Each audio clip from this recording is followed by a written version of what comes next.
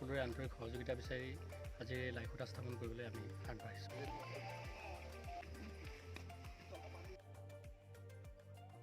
অহা 25 জানুৱাৰীৰ পৰা আৰম্ভ হ'ব। ইতিমধ্যে ৰাইজক আমি বকতা সমন্বয় গ্ৰন্থ উৎসৱ চলিলে এই বাৰ্তাৰ দ্বাৰা নিমন্ত্ৰণ জনাইছোঁ।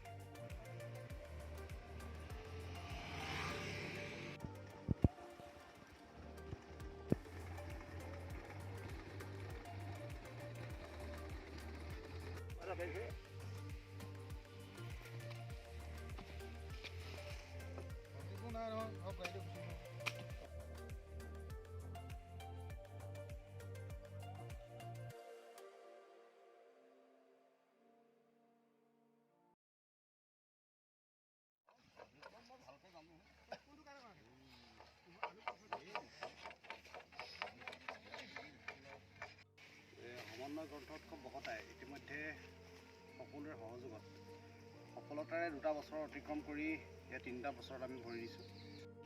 আমি এই এপাহতে বিগত সময়ছোৱাত আমাৰ এই অনুষ্ঠানভাগিত সকলো প্ৰকাৰে সহযোগিতা আগবঢ়োৱা প্ৰতিগৰাকী ব্যক্তিলৈ আমি শ্ৰদ্ধা জনাইছোঁ, কৃতজ্ঞতা জ্ঞাপন কৰিছোঁ।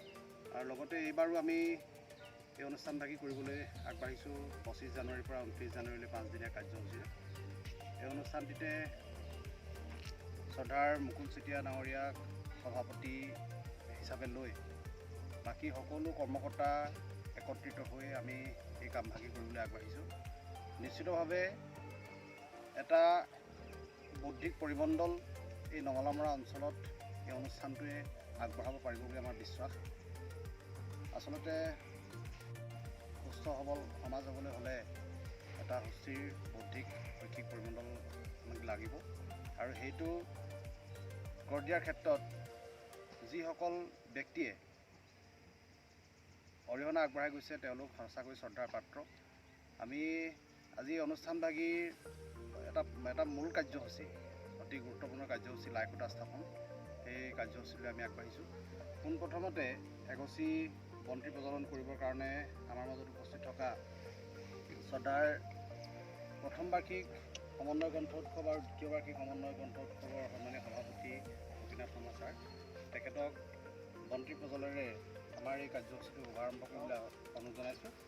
তেখেতক বন্তি প্ৰজ্বলন সহায় কৰিবৰ কাৰণে আমাৰ আন দুগৰাকী উপসভাপতি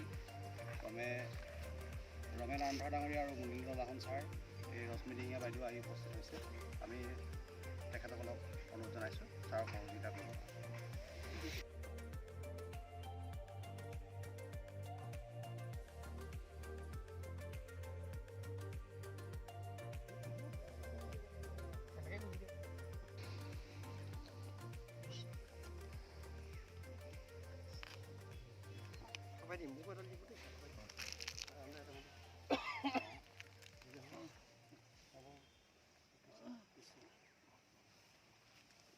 কামবোৰ সফলভাৱে হ'ব।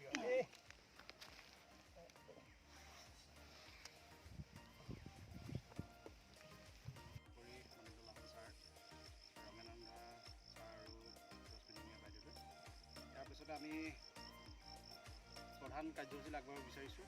আমি এয়া 3য় বাৰ্ষিক সমন্বয় গ্ৰন্থ উৎসৱ বকতাৰ লাইখুটা ভাগি স্থাপন কৰিবলৈ আগবাঢ়িছোঁ। লাইখুটা স্থাপন কৰিবৰ কাৰণে আমাৰ শ্ৰদ্ধাৰ উদযাপন সমিতিৰ সভাপতি মুকুল চেতিয়া ছাৰ, তেখেতক আমি অনুৰোধ জনাইছোঁ। তাৰ আগতে এটি শুভেচ্ছামূলক বক্তব্যৰে তেখেতক আমাৰ অনুষ্ঠানটি আৰম্ভ কৰিবলৈ অনুৰোধ জনাইছোঁ। ধন্যবাদ।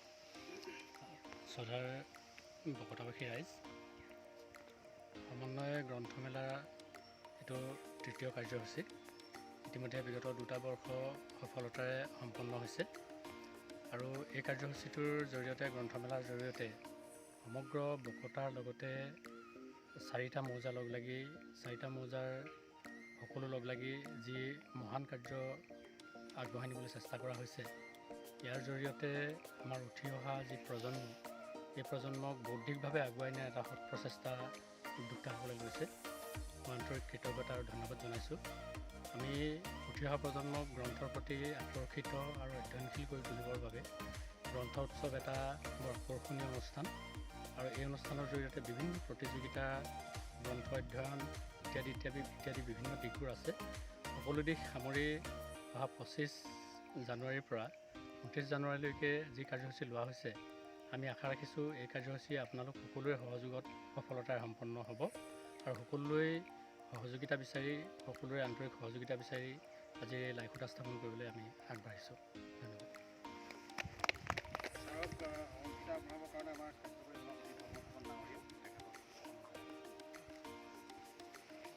গোটেইকেইজনে ধৰি দিয়ক, চবেই ধৰি দিব লাগে অকণমান।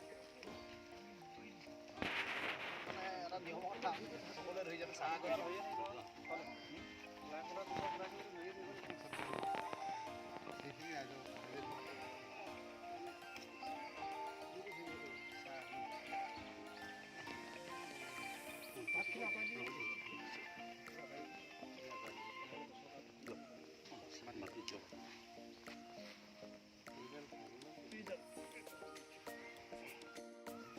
অলপ দি দিম।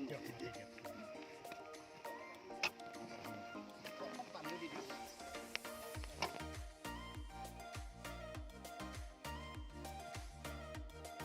বকতা সমন্বয় গ্ৰন্থ উৎসৱৰ আজি আমি লাইখুটা স্থাপন অনুষ্ঠানটোত আজি উপস্থিত থাকিলোঁ আৰু আমাৰ এই অনুষ্ঠানটো অহা 25 জানুৱাৰীৰ পৰা আৰম্ভ হ'ব। ইতিমধ্যে যিসকল জ্ঞান পিপাসু ৰাইজ তেওঁলোকে গম পাইছে, ছ'চিয়েল মিডিয়াত উদ্যোক্তাসকলে কাৰ্যসূচী পৰ্যন্ত ইতিমধ্যে প্ৰকাশ কৰি উলিয়াইছে আৰু চাপা কাৰ্যসূচী ইতিমধ্যে আমি ৰেডি কৰিছোঁ।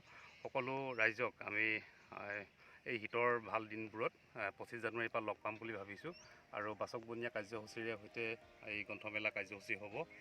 গ্ৰন্থ উন্মোচনকে আদি কৰি আৰু ছাত্ৰ ছাত্ৰীসকলৰ কাৰণে বিভিন্ন ধৰণৰ কুইজ, আবৃত্তি এই ধৰণৰ প্ৰতিযোগিতা হ'ব আৰু অসমৰ কেইবাগৰাকীও বিশিষ্ট সাহিত্যিকক ইয়ালৈ আমি আমন্ত্ৰণ কৰিছোঁ। আমি সদৌ ৰাইজক আমি বকতা সমন্বয় গ্ৰন্থ উৎসৱ চলিলে এই বাৰ্তাৰ দ্বাৰা নিমন্ত্ৰণ জনাইছোঁ।